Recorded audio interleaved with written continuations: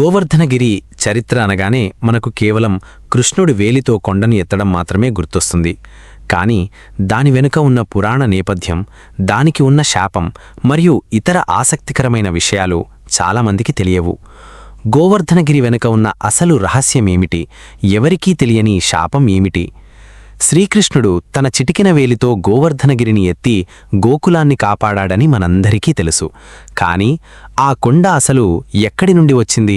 ఒకప్పుడు హిమాలయాల కంటే ఎత్తుగా ఉండే గోవర్ధనగిరి ఇప్పుడు చిన్నదిగా ఎందుకు కనిపిస్తోంది? ఈ పర్వతానికి పులస్త్య బ్రహ్మ ఇచ్చిన శాపం ఏమిటి? గోవర్ధనగిరి గురించి మీకు తెలియని ఆసక్తికరమైన నిజాలను తెలుసుకుందాం. గోవర్ధనగిరి పుట్టుక. పురాణాల ప్రకారం గోవర్ధనగిరి షాద్వీపం అనే చోట జన్మించింది. ఇది సాక్షాత్తు శ్రీకృష్ణుని హృదయం నుండి ఉద్భవించిన పర్వతంగా చెబుతారు. గోలోకంలో రాధాకృష్ణుల విహారం కోసం ఈ కొండ ఏర్పడింది. అయితే భూమిపై కృష్ణావతారం జరిగే సమయంలో భగవంతుని లీలలకు వేదికగా ఉండడం కోసం ఈ పర్వతం భూమిపై అవతరించింది. పులస్త్య బ్రహ్మ శాపం. గోవర్ధనగిరి ఎత్తు తగ్గడానికి ఒక వింతైన కథ ఉంది. ఒకసారి పులస్త్య మహర్షి కాశీకి వెళ్తుండగా గోవర్ధనగిరి అందానికి ముగ్ధుడై దానిని తనతో పాటు కాశీకి తీసుకెళ్లారనుకుంటాడు. గోవర్ధనగిరి ఒక నిబంధన విధిస్తుంది. నువ్వు నన్ను ఎక్కడైతే నేలమీద పెడతావో నేను అక్కడే స్థిరపడిపోతాను అని చెబుతుంది. పులస్థుడు సరేనని కొండను తన అరచేతిలో ఉంచుకొని ప్రయాణం ప్రారంభిస్తాడు. కాని వ్రజభూమి అంటే మధుర దగ్గరకు రాగానే ఆ ప్రాంత పవిత్రత వల్ల పర్వతం బరువు పెరిగిపోతుంది. మహర్షి తప్పనిసరి పరిస్థితుల్లో కొండను కింద పెడతాడు.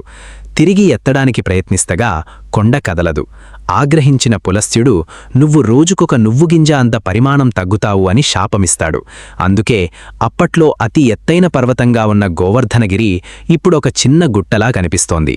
హనుమంతుడు మరియు గోవర్ధనగిరి. త్రేతాయుగంలో రామసేతు నిర్మాణం సమయంలో వానర సైన్యం పెద్ద పెద్ద కొండలను తెస్తుంటారు.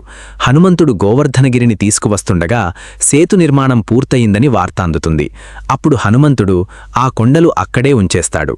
తను రాముడి సేవలో పాల్గొనలేకపోయానని ఆ కొండ బాధపడగా ద్వాపరయుగంలో తాను స్వయంగా ఆ కొండను ఎత్తిపట్టుకుంటానని శ్రీరాముడు అంటే కృష్ణుడిగా వరమిస్తారు. గోవర్ధనగిరి కేవలం రాయి కాదు, అది భక్తికి ప్రతీక.